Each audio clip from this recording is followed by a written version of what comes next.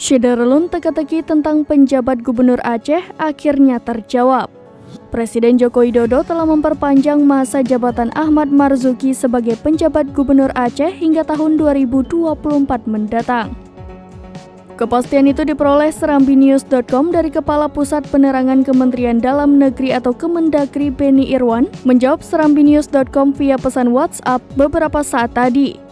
Beni mengatakan Ahmad Marzuki diperpanjang masa jabatannya sebagai penjabat Gubernur Aceh untuk paling lambat 1 tahun ke depan. Kepres diserahkan langsung oleh Sekjen Kemendagri Suhajar Diantoro mewakili Mendagri di Kemendagri siang tadi. Beni juga mengirimkan 2 foto yang merekam momen penyerahan Kepres perpanjangan masa jabatan Ahmad Marzuki sebagai penjabat Gubernur Aceh.